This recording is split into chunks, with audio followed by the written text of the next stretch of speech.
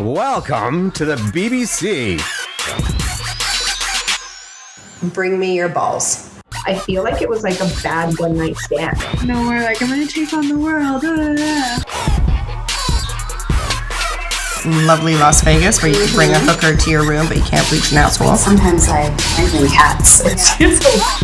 Working for Luba is like working for Hitler with tits. Whoa.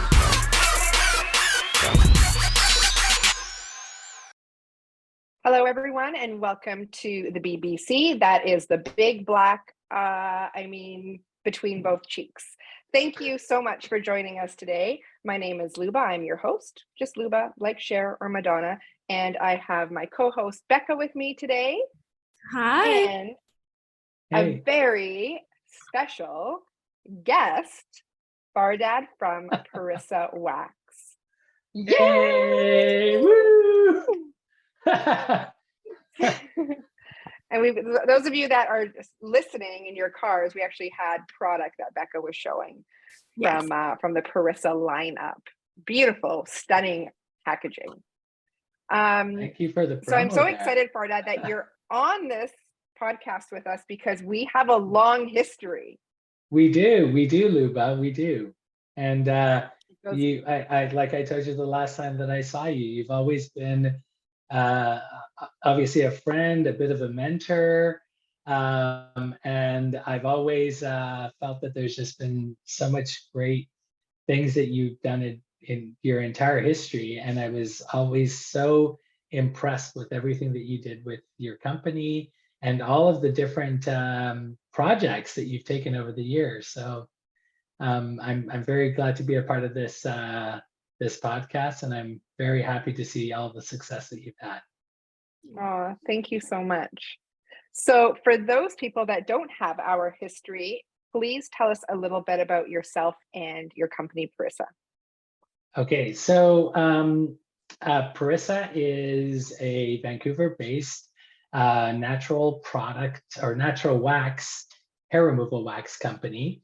As you know, we just celebrated our 40th anniversary. The company started as a home-based business by my mom 40 years ago in the early 80s. And hey, there's the 40 years of smooth cookie. I'm not allowed to eat it, I just smell it. Yeah. You know what? Apparently they're really, really good. I didn't get any, and everybody told me that they were very good.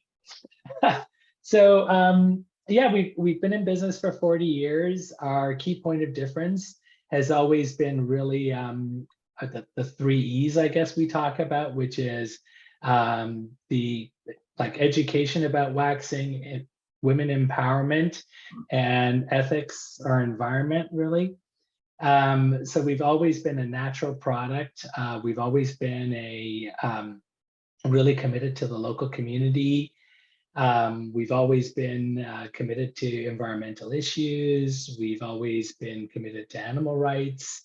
So, and of course, it's a female-owned business. It was started by my mom, an entrepreneur just like yourself, Luba, started on her own when we came to Canada in the 1980s, and saw that there was no hair removal products, and so no natural hair removal products, no waxes in the market. And so she decided to start basically making the product at home and selling it store to store. And the rest of it has been, over the years, a lot of success in really trying to build a business from the ground up. What I did actually miss out on that story is that my mom is actually a chemical engineer. She was the first female chemical engineer to graduate from the University of Edinburgh. And when we first came to Canada, she was looking for employment opportunities as a female chemical engineer. But given the economic times, given just that Vancouver was really, with those types of industries, was really pulp and paper and not much else going on at that time. There wasn't very many opportunities for her as a chemical engineer. And so she just tried a bunch of different things and the waxing thing kind of picked up, and yeah, there was no stopping it. It's wild. It's wild. I mean, 40 years in business. Your mother started it. I love the story that you told me when we first met, and you shared it again at the 40-year anniversary party, which I was so grateful to be at, and so humble that you would even invite me. Thank you for that. You and your sister packed orders in the living room. Yeah, we totally did. So my mom used to make the product in the kitchen. My sister and I used to basically package it watching Happy Days and Scooby-Doo. And then my mom and my dad would take it from store to store, or we would take it from farmers markets to community centers. And my mom would show people how to wax. And we would just basically try to sell the products. And my sister and I would either be sometimes at those shows, but certainly we would be working at home. And then later on, as the years went on, we were always involved in different ways, whether it was doing in-store demos or working in the office or working on the production floor. And I mean, it sounds even funny to say the production floor, basically working in the kitchen or working in a small warehouse with the small tables. But started with very, very humble beginnings, and just really through the hard work, through the commitment of my parents, through their tenacity, and through their measured way of trying to scale the business and really focusing on the business providing for their family, that I think allowed things to go as well as they did. I think oftentimes people really look to scale up very, very fast, or are looking at their business about,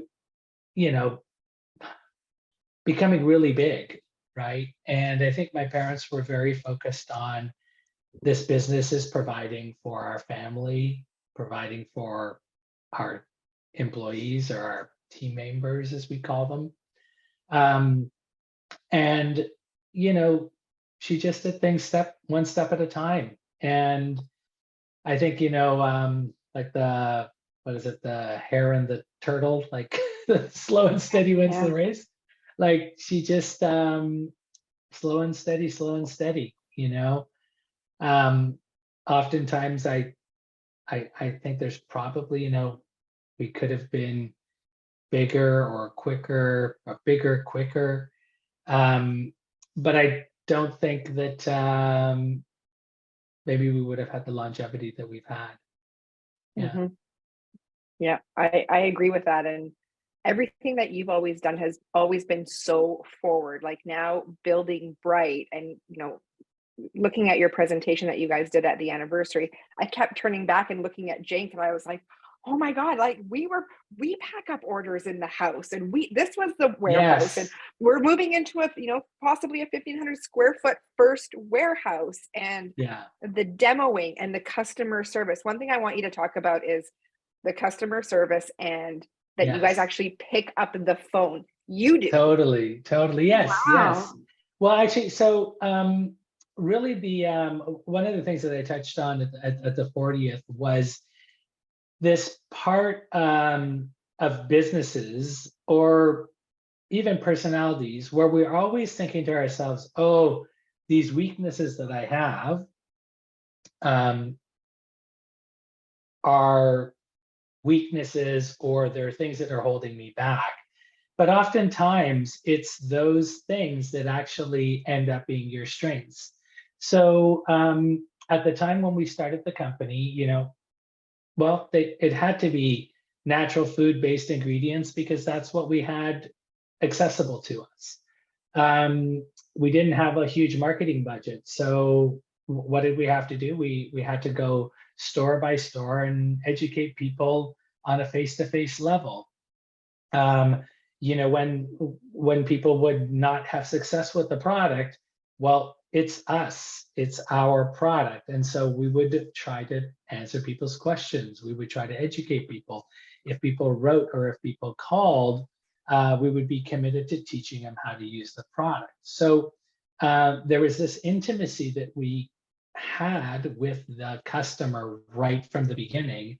And it was actually that intimacy, that face-to-face, dealing with people's customer care issues via the phone or face-to-face, that allowed us to get an insight into the category and into how people use the product that our biggest competitors just didn't have, right? Mhm. That they would be doing it. If they were doing it, they were doing it through a focus group that was some brand manager, and it was really focused on, okay, well, how are we going to sell a lot of this one product in this season?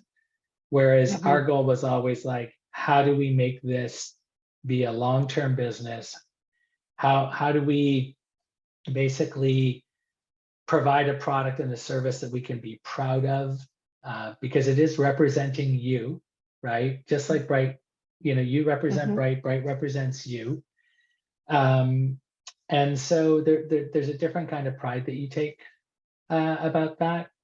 And, there's a different responsibility that you've got to your customers. And then that ends up being actually a very, very intimate relationship that you have with your customer, and ultimately your advantage. So going back to that thing about the disadvantages that you think that you've got, oh, well, I didn't have a marketing budget.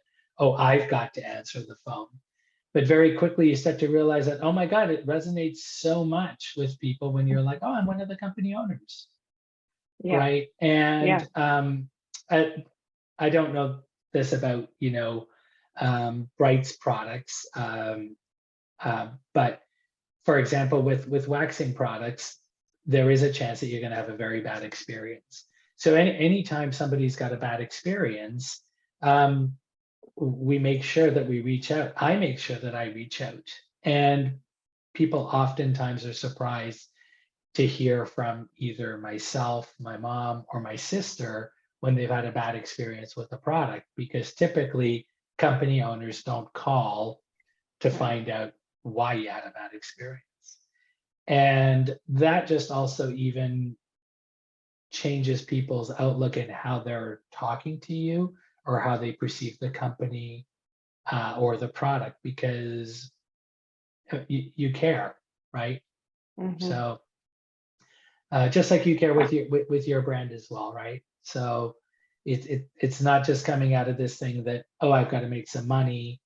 There is a whole other story that goes along with that.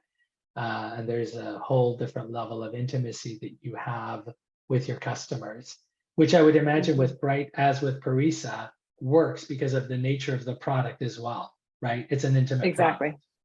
Yeah. So, maybe it would be different if it was paper clips. Yeah. Right. Yeah. I don't know if you remember Fardad, but I mean, let me go back a little bit. One of the things that Parissa was always very good at doing is you guys never said no. So what, like, I remember you guys coming to my, I don't even know what I called them, like ladies' night event parties at Shoppers Yeah. Drug Mart that we used to, like, I used to get like a whole bunch of vendors together and like sell tickets to like come to this event, like Oh, so the wild. ladies' nights. I don't know why those, you know what? Experiential retail is like all the new buzz now. And I'm like, Yeah. man, we were doing experiential retail way Yes. back in the day. I Like know. I know. these nights that you would organize, which would be and they would happen at both and because you did them at PharmaSave too. They happened at PharmaSave and they happened at Shoppers. And the best ones typically would be the smaller communities, because Yeah. it would end up being it would be like the community event. You'd have the tickets sold. So I'd be doing waxing. Somebody was always there doing like some kind of like hair or like hand massage or skincare. There was always like wine or cheese or some kind of Yeah. A food makeup bit over there artist. too. Yeah. And it would just be amazing. It would be great. People would be there. The store would be very active. What was amazing too, oftentimes like the $5 ticket that you paid, which made sure that people would book and come, would then go towards your purchase. Like I I really miss those. I really miss them. I think that interaction that vendors or brand reps had with the store and with the consumer, I think that is something that is sadly missing today. I think the engagement that the store staff would end up having with the customers too. I mean, it was such a great aspect of it. And for us, like again, going back to those were our marketing activities, and they resonated. And it was because of those events, very quickly, I think our market share in BC was something like, for the category, was something like 30 or 35% at one point. And it was like, and that was because we would be going into these like little communities doing like wine, women, and waxing kind of stuff. Yeah.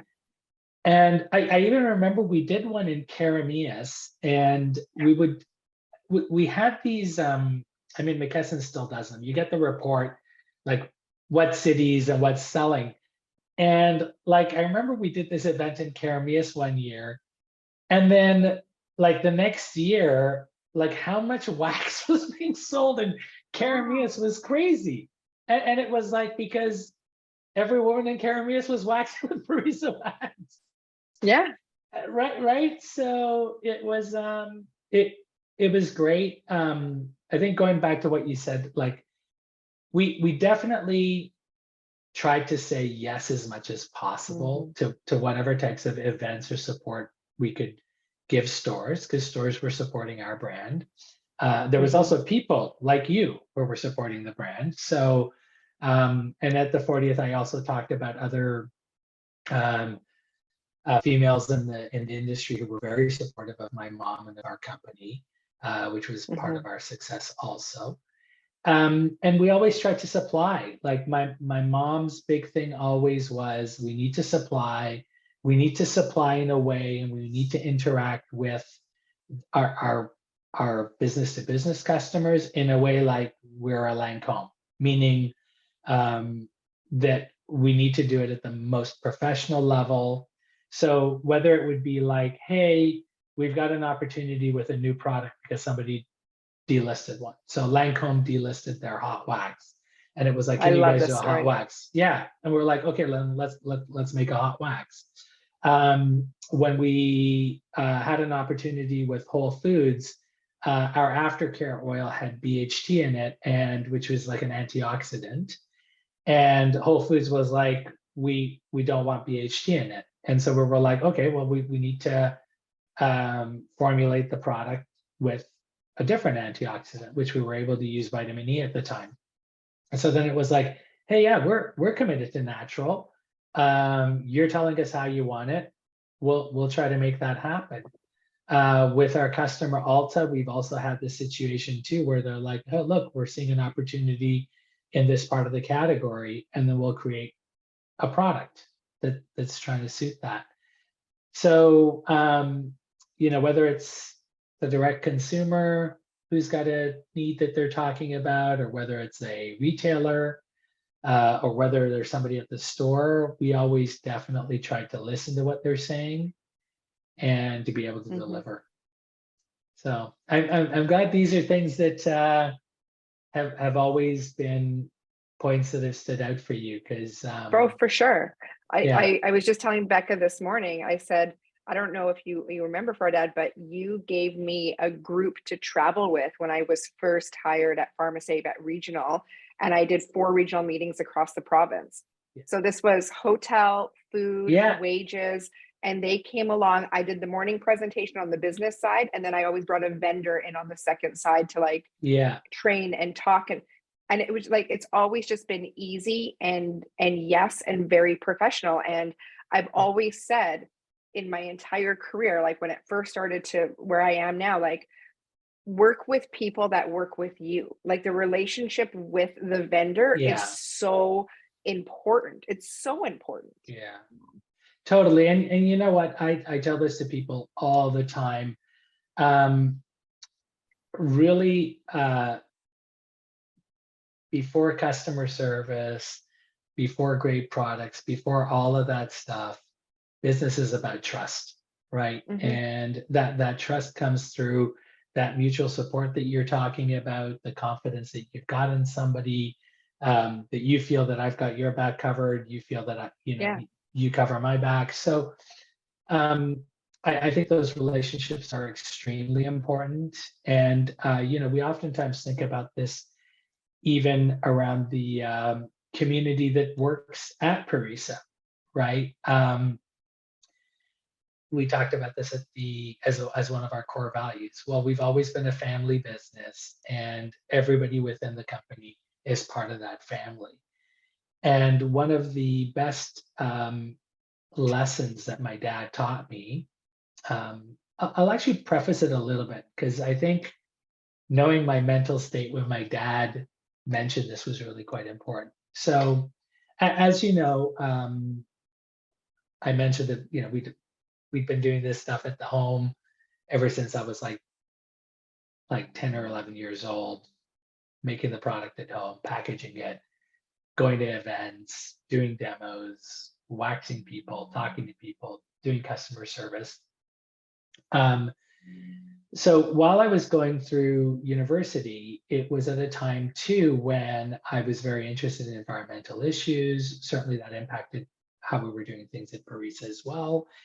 And I ended up getting in this headspace where I was like, all I could think about was, God, consumerism, consumerism, consumerism, the world's going to hell. Like, we're selling false needs. Like, we're just putting shit into the market. And of course, we weren't putting shit into the market, but in my head, I was like, oh, we're telling people that they have to be smooth. We're making people feel insecure, which was never ever the case. Still, we always sell through empowerment, never about insecurities.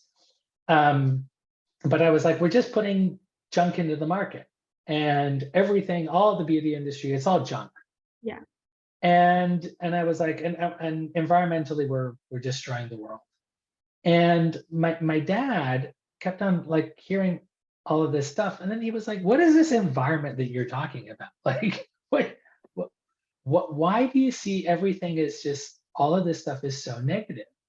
And he said, like the way that I see our business is we're employing people, people are employing, like are purchasing our products.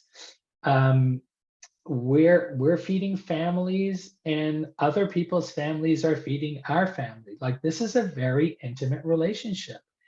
And I was like, oh my God, business is a very intimate relationship.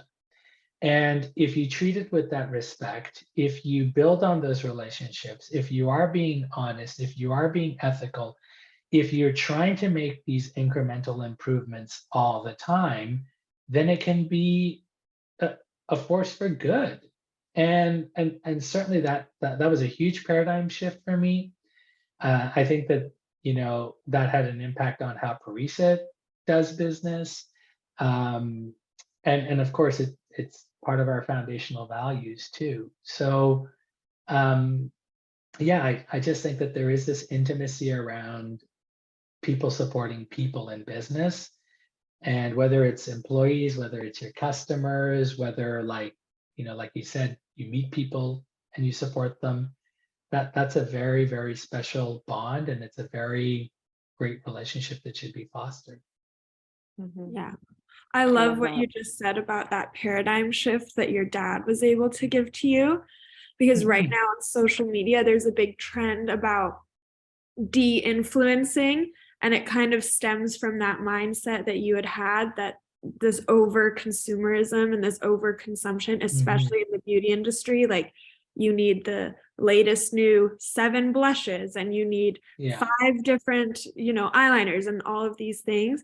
So I love that you spoke to that, because it's happening again and again. I feel like every young person at some point in their life goes through that Totally. rebellion mindset that is so anti. Well, and there is this aspect of it too, where of course we've got environmental issues to worry about, right? Like, I mean, we talk about this stuff all the time at work. And I'm like, look, we need to take it seriously. We need to be making improvements to doing things better. But also we have to be aware of a couple of things here too. I think about environmental issues all the time. It's actually, sometimes it's over like bearing a little bit, like consumes a very big chunk of my mental space.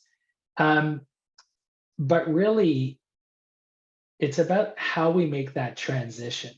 So whether we're talking about stop oil or stopping consumption, we do have to stop the overconsumption. But you can't all of a sudden go, let's stop all oil, let's stop all plastics, let's stop all consumption. Because basically what happens is then you're pitting people against each other. You're taking away people's livelihoods. Like I'm probably as big of a tree hugger as you come. But I used to be like super anti-logging. Now I'm like, my God, you know, I was like, I don't care who loses their jobs, right? Just stop it. But now I just go, no, you know what? That logger actually has a lot more similarity with me than difference. That logger, you know, or the person who's working on the oil sands, they want their kids to have good opportunities. They're just trying to provide for their families. They don't want the world to end either. They want clean air also. They want a sustainable business that employs them also.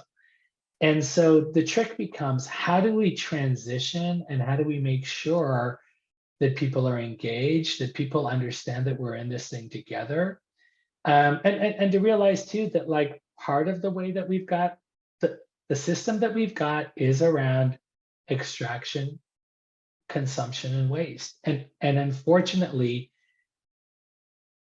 our entire society is based on that. So to make it stop tomorrow is really impossible. So it's really about how do we make that transition? How do we all get on board together? And again, ultimately, we're all businesses feeding each other, right? So, yeah. Anyway, sorry, I got a little bit off track. No, Becca's all about that. All about that. Yeah. Yes. Yeah, it's funny you say all of that. So changing tunes a little bit. I know you mentioned that you are in Ulta as well in the US and some different stores that you have in Canada as well. And I noticed that you sell direct to consumer on your website. They have a sale right now, 40% off. For 40% off. I think 40% off for 40 days for the 40-year anniversary. Yeah. So I think, yeah. Yeah, it's really cute. And you're also on Amazon. My mom was like, how about just 40 minutes, 40% off? I love it. I see. I'm with her. I'm with her. Push all the sales into 40 minutes. Yeah. Yeah. So with all of those different sales channels, what are some roadblocks and solutions to those roadblocks with dealing with, like, for example, when you're dealing with a buyer at Ulta, do they want to carry a product that's also in Amazon and yes or whatever? How do you navigate? And also you sell direct to the consumer as well. So what is the advantage to the stores and how do you navigate that conversation? Because I imagine that. So this is the environmental section that's like so full. What you're talking about is like this section here. So if you can, it's half his brain and then half his brain. Yeah. So that's certainly a big challenge. So one of the things that we found over the years was like, we're like, oh my God, distribution, we want distribution, we want distribution. And then the more distribution you get, all of a sudden, then there's people who are like, oh, we don't want you anymore because now you're elsewhere. And certainly Ulta would be one of those places that likes to have a more exclusive, even though they're very inclusive now, they like to have their product mix, they like to have exclusive. and that really that it's quite unique. And this is one of the things that we've been talking about a lot, which is how do we balance the direct-to-consumer with the different kinds of retailers. And I'm a very big firm believer in you need to have different merchandise mix and different product types for different sales channels. Okay. So it's been very difficult for us, and we're in a bit of a transition trying to do this because really, even though so much of our, like we went pre-pandemic, I want to say 2 or 3 years pre-pandemic, if we took all of our online channels together, it was maybe about 5 or 6% of our overall business. Right now, if I put all of my online together, it's a good 35% of our business. Okay, Wow. so a big jump.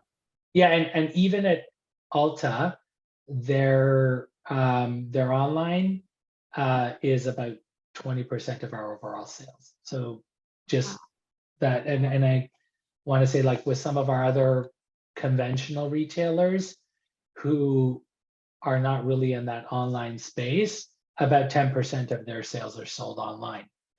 So it's been a bit of a challenge because our company has historically been built on, hey, this is the single unit that goes on the shelf. And oh yeah, if you want to buy it online, we're selling you that single unit. But you know, our products retail in that like $14 to $20 range. So people buying single units of it doesn't make sense. So we're in the process of looking at how do we merchandise the product? Like what's the merchandise mix look like? What's the packaging look like? Because one of the biggest challenges that we've got with online is, so that same box is on the shelf and gets sold to people online too.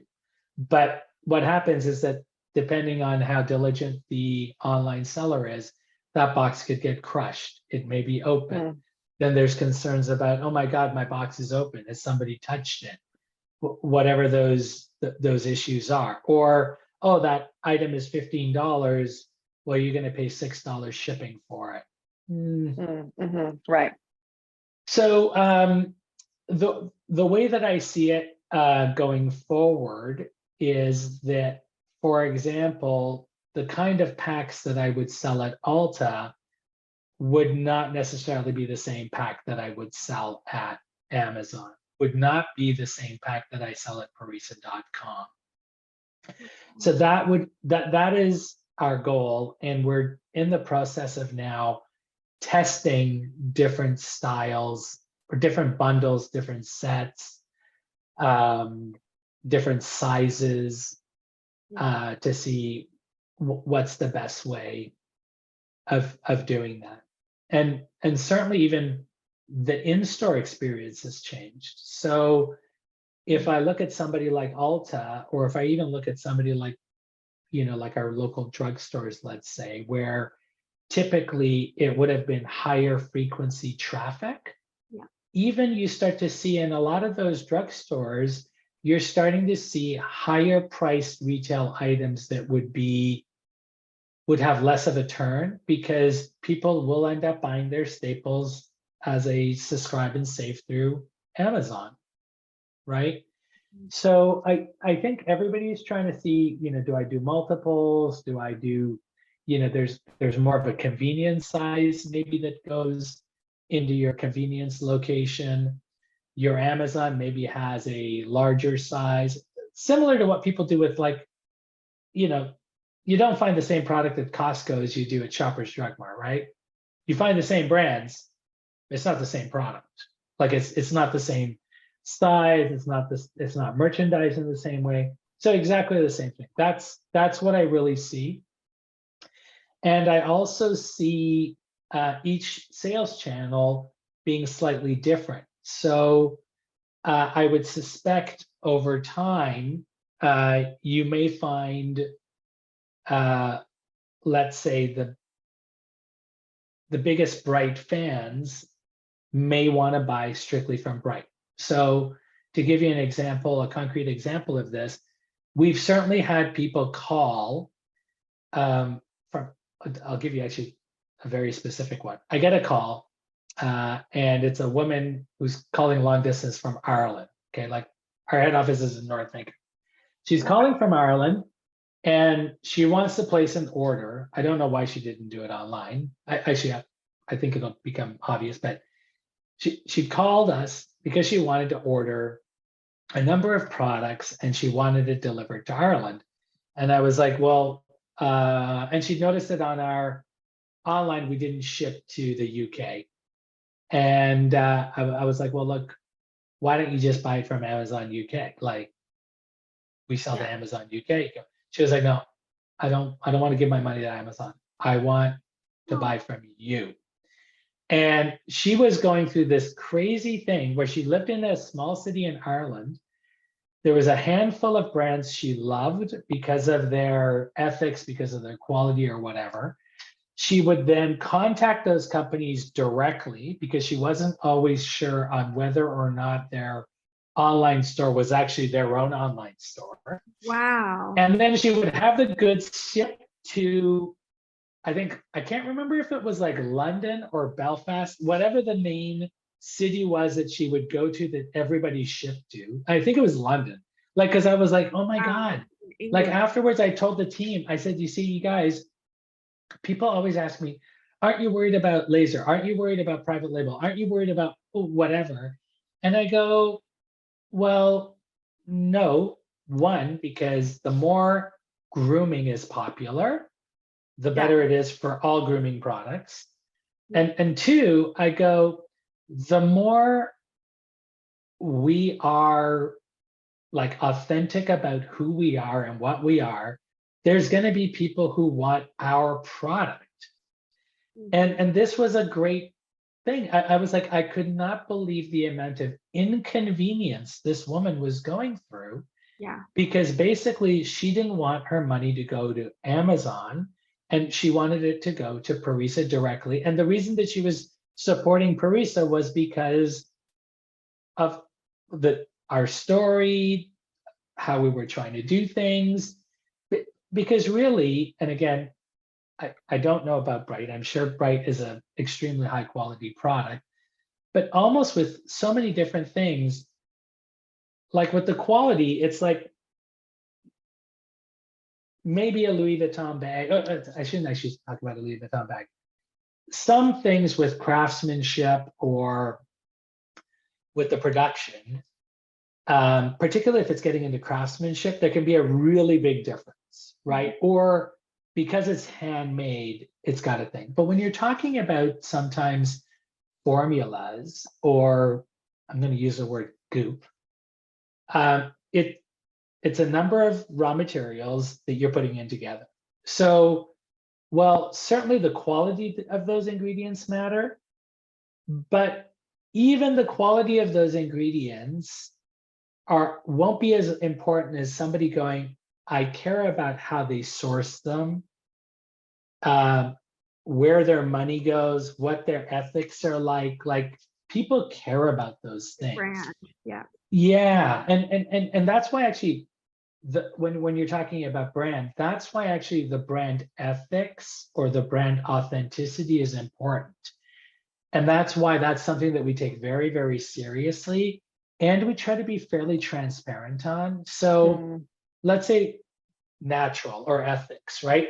Like, it's a line that's constantly moving. And what does it actually really mean? And so we try to be very, very open and honest about that, which is, hey, look, you know what? Because sometimes people go, well, why are you using beeswax in your hot wax? You know, like, you know, I thought you guys were animal friendly. And it's like, okay, yeah, well, the reason we use beeswax is, number one, we don't think that bees are sentient beings. Our options for another wax is we can go with a petrochemical wax, or we can go with a vegetable-based wax or a soy wax, and those soy waxes are typically genetically modified. So we're like, these are our choices. We've decided we're going to go with beeswax because for our ethics and everything that we do and the quality, this is why we use it. Yeah. there is a synthetic oil that we use in our aftercare oil because it's just the best delivery system around. Like it delivers the active ingredients better than anything else. So that's why we use it. And we're open about it, right? Like it's, and so I think it's important about that authenticity. It's important about that transparency, because there's also people who are doing it in a fake way or being a bit disingenuous about it. Yeah. Yeah. And your customers will absolutely. call you out on it. So you need to For have sure. a reason for why you've made all the choices. Totally. Because if somebody mean- calls you and says, I noticed there's a synthetic oil and your box says natural, you need a reason to explain to them why that choice is made. And if you don't, they're not going to be a customer ever again. Exactly. And those are things that like we try to educate through social media. We try to do it through blogs. Again, we try to have a conversation about it. These are all, these are challenges in the system. I mean, we even have this with recyclability of containers. I mean, we live in Vancouver where you can recycle almost anything, but it doesn't matter in most places in the US how recyclable your container is, because they don't have the facilities. And we have this with our biodegradable wax strips or epilation strips too. So, but then do we go, we're not going to do it? We're not going to talk about it? You know, it's, these are the challenges, and that's why it's important to be, you know, authentic and transparent about it. I think that it all goes back to those brand values and the value that your consumer sees in buying your product, right? Yeah. Oh, so good. I know, right? I can talk for hours with Fardad. Okay. 40 years in business. What has been your biggest win? Oh my God. Well, I was gonna say, what a question. Biggest win has been like being around for 40 years. And like Luba, you were at the event, and the corporate story or the success stories are always like the successes, right? And it's always like, oh my God, you guys have been oh, this is such a nice package. Oh, wow. You know, this is such a nice building. Wow, you guys have been so successful. And it's like, man, every year there's at least like once a month fall flat on your face. Yeah, dozens. Yeah. So I was on I'd been invited to a different podcast that was around consumer packaged goods, and they had me back a couple of times because they were like, oh man, like let's share war stories. And I was like, man, you know what? I almost feel like sometimes I want to do like a show that's just called Fardad's Fuck Ups. Because it's just like there's and it's just like I fucked up.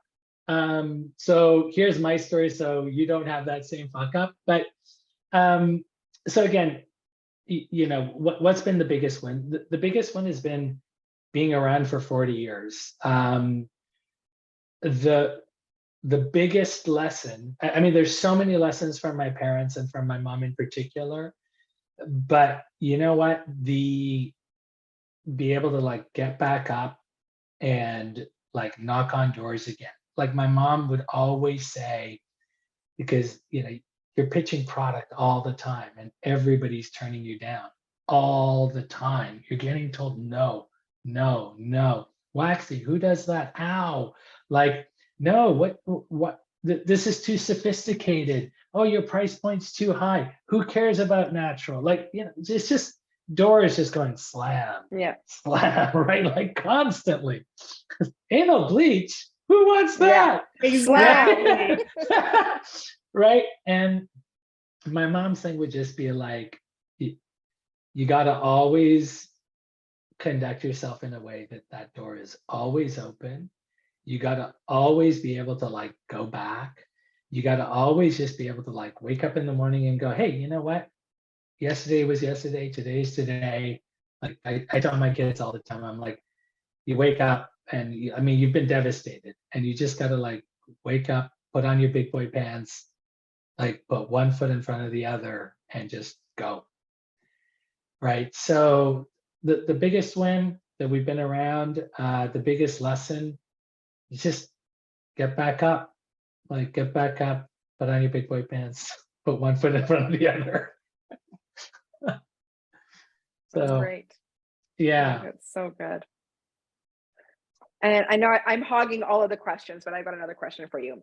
No, that's fine. What does success look like to you, or what does success mean to you? Define success by Fardad. Oh my God. Okay, so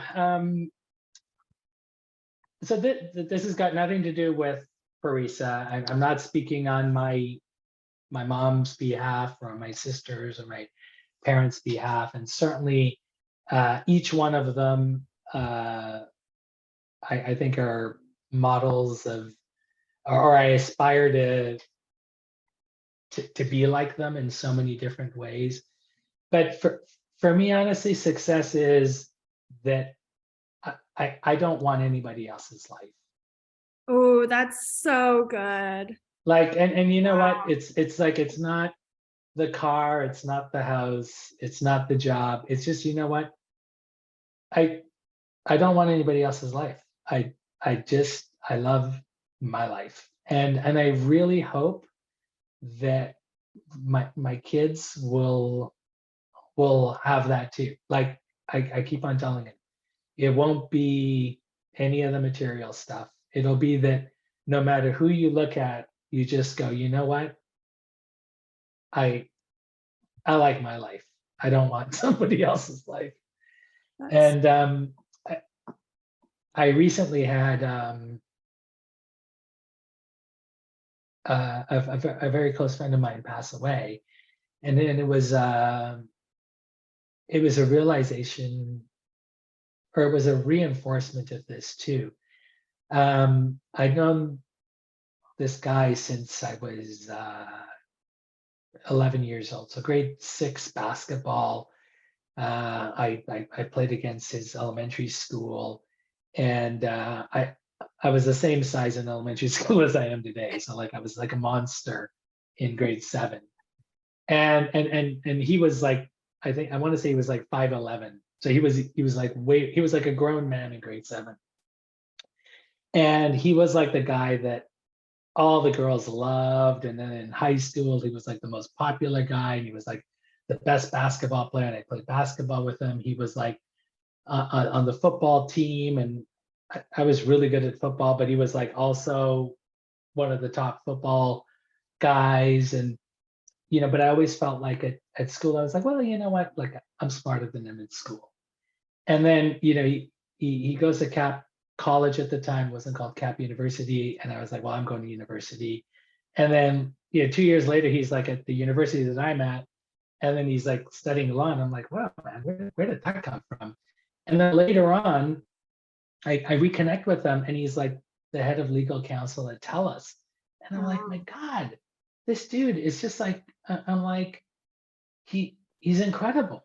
Like and he's like, he's a good guy. He's all of this stuff. And I was like, and he's like the guy, who's like volunteering for like baseball, basketball. He's so involved with like his kids. He's excelling at work. And I'm like, God, man, Greg's like, he's like a superstar.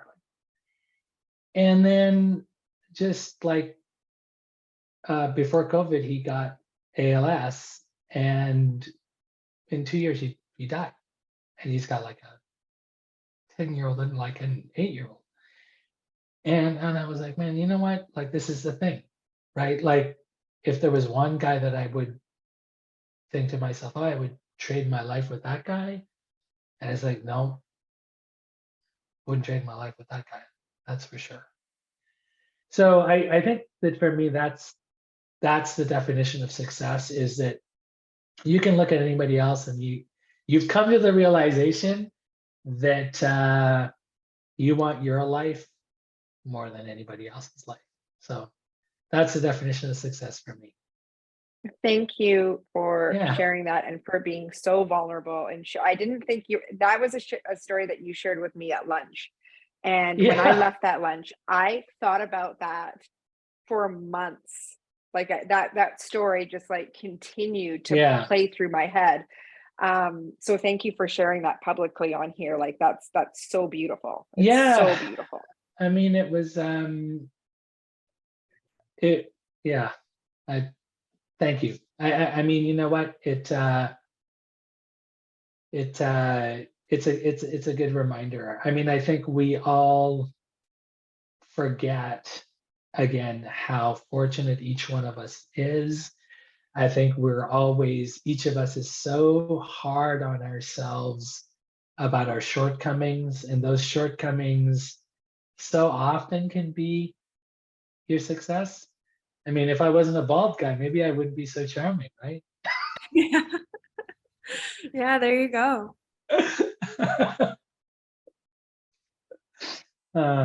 Okay. Wow. I love that. And what an amazing gift that your children will have a role model like you that defines it in that way to look up to.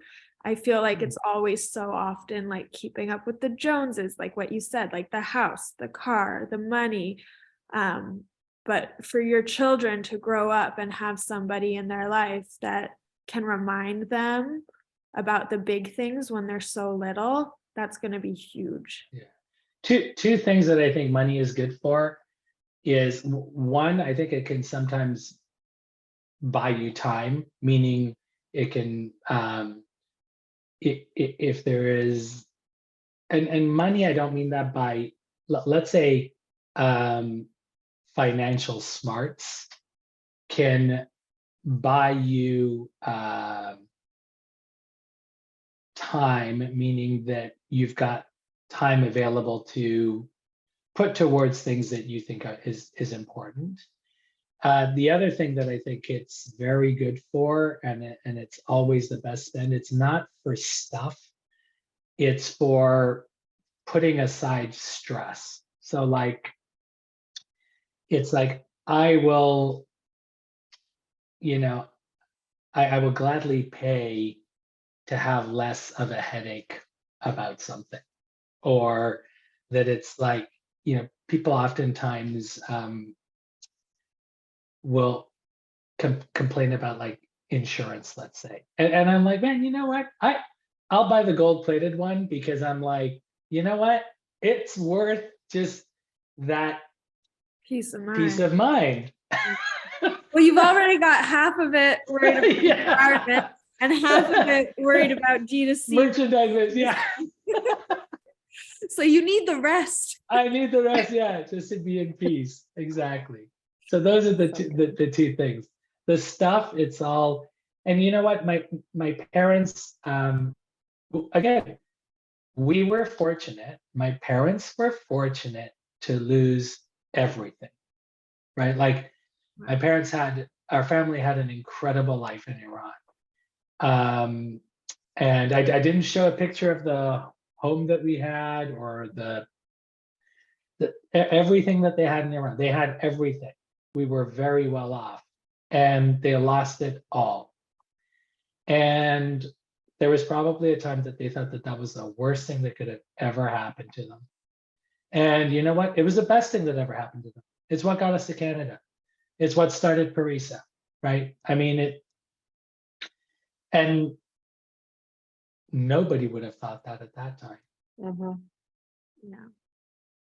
Right. Yeah. So You've got to do your own podcast, Fardad. I know. So many good like snippets that are just like so, or you've got to get into the home decor business, like move over to your Love and welcome Fardad.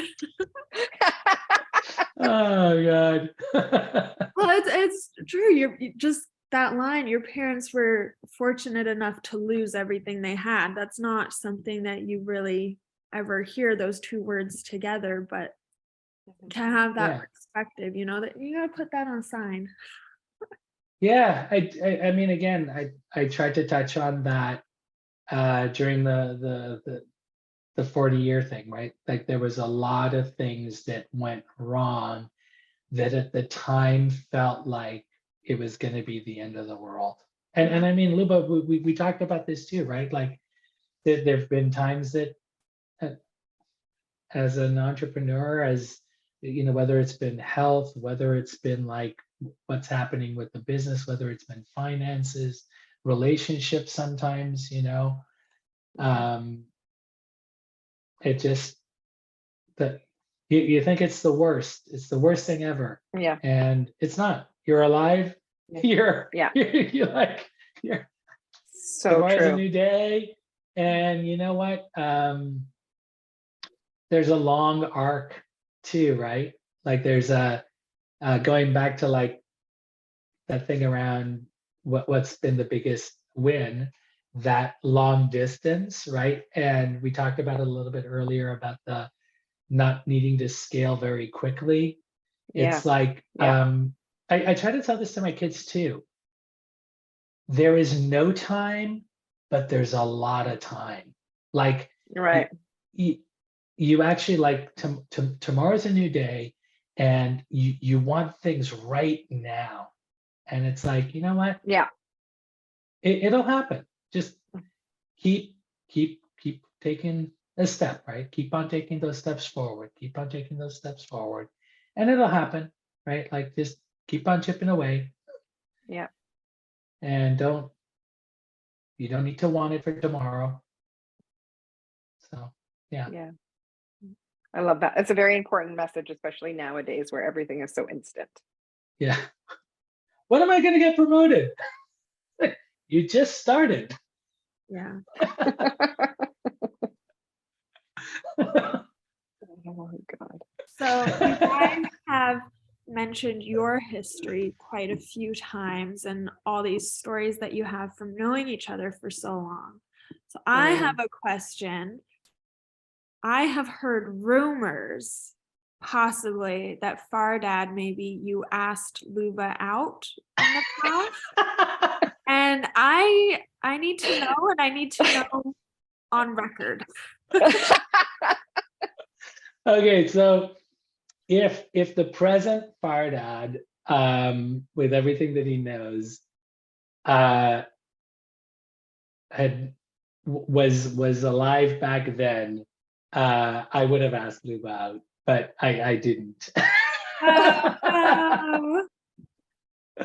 No, you know what? I'll tell you the thing that was that's still amazing about Luba, and the thing that made Luba and makes Luba so attractive is that, man, she's a hustler. She makes things happen, and I think for me, she was so much in a way like my mom. I mean, she was driven. She did things. She was like this. She is this beautiful woman who, it's like I don't know. Let me think about how I can explain this without it sounding so weird. But like I grew up with my mom. Like there seems to be this thing about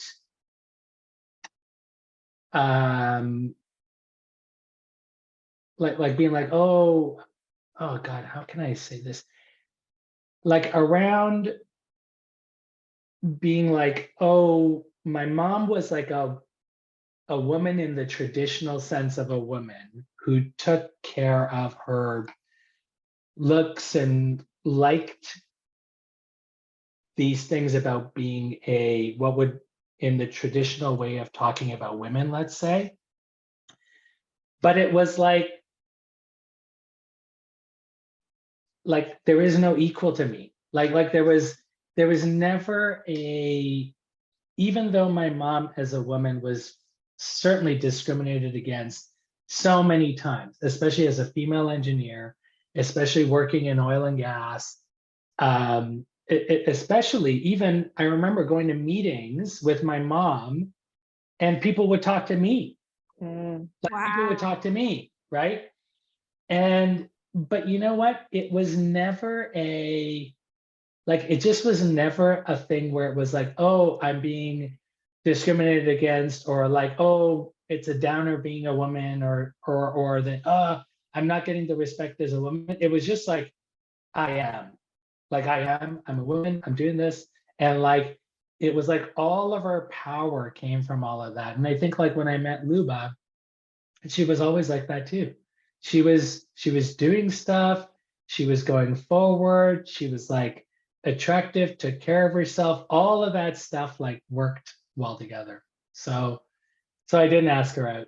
But she's got a great partner and I've got a great partner. So it all worked out well in the end. Yeah, it did. It did. And I Yeah. think if our dad would have asked me out at that time, if both of us were single at that time, I think I would have been like, oh my God, what do you want with me? Because I used to meet with Fardad at the office at corporate, and I was like, oh my God, Fardad from Parissa's coming in and he's so successful and he's so this, and I would be nervous to meet with you because I'm like, he's a big fucking deal. Oh So I my would have been like, God. what does he want with me? Oh my God. Oh, the perceptions that people have. Right. This is always so funny, right? It's always so funny. It's always so funny. Like that's another like story that I tell my kids all the time too, which is, you know what? You go through these things where in your head you build up some narrative that is just not true. And I would tell them this, I would be like, I would have this type of a situation where I would have met somebody at school, high school, or there's somebody that you've got a crush on. And then like, you're like 45 years old and you're like, hey, when we were in grade 6, I totally had a huge crush on you. And one ask you, and they'll be like, oh my God, I did too. Like, why didn't you? And it's like, what? Yeah. And it's like, oh no, but I thought you were. Yeah. And it's just like, no, you know what? Like, Fardad was a totally regular guy, Luba. I know that Not now, important but in at the moment, I all. was Just like, driving at home. Yeah. Oh my God. But we did have some great dinners together, and you were a big foodie, and I loved that. Yeah, for sure. And you know what? Again, this is another one of those things that I love too, which is having known Luba at different times, just seeing the trajectory of the things that you've done has always been it's been inspiring. And I just think the last time we met, I was like, I hope this doesn't sound condescending, but I'm like, I'm so proud of you. Like, I think that there is you've just done so much. And I think those things about just keep on trying, keep on going, keep on moving forward. You've been doing that. And Yeah. I just think that it's inspiring, and I hope the message is getting out to other women and other just any entrepreneur about these positive things, right? Like, Yeah. don't give up. Exactly. Yeah. Exactly.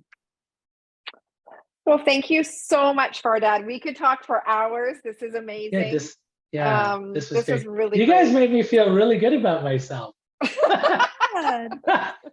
That's what we're all about, uplifting Yeah. our podcast, right?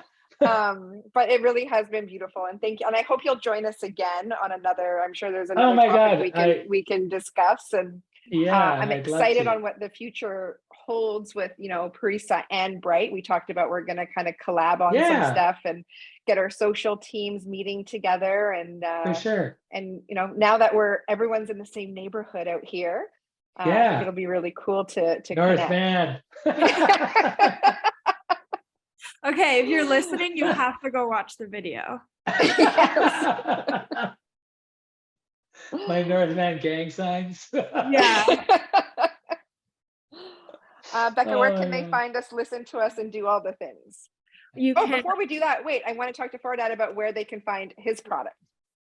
Okay, so you can find Parissa products at London Drugs, which was our first retailer ever, Shoppers Drug Mart, PharmaSave, Save On, Loblaws, Sobeys, basically any retailer across Canada, Amazon, Ulta, Whole Foods in the US. Yeah, and some other retailers here in Tmall in China. We didn't even get to talk about counterfeit stuff. I know. We'll That's a do good that's another another- episode. We'll do another episode on that. Fake goods. Yeah. Oh my God. Mhm. Yeah. So Okay. Or just go to, what is it, Parissa.com? yeah, Parissa.com. www.parissa.com. And Perfect. take advantage of that 40% off. Yes, do for sure. I'm gonna go buy more stuff. Actually, I wish I'd known. I bought these last week. I'm gonna Yeah. stock up.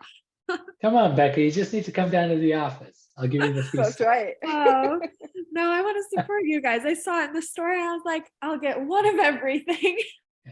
I'll give you some of our heritage packaging. Oh, Yes. cute. Great. And we'll put all of those links in the show notes. You can Yeah. subscribe to the podcast, leave us a review. It really helps us out. If you have ideas for topics or any questions, send us an email to comments@betweenbothcheeks.com. And like I said earlier, we'll have the video versions on our YouTube channel. Our YouTube is under Bright Skincare, and those links will be in the show notes as well. If you don't understand any of the things I just said, just go to betweenbothcheeks.buzzsprout.com. Yeah, and I'm going to be telling all of my friends that I was on a podcast called BBC. Yeah, let them know if they Yes. didn't know already. Yeah. You've made it, baby. Yeah. Like, comment, and subscribe. Thank you, Yeah. everyone. Here you go. And Take care. Good night. Bye-bye.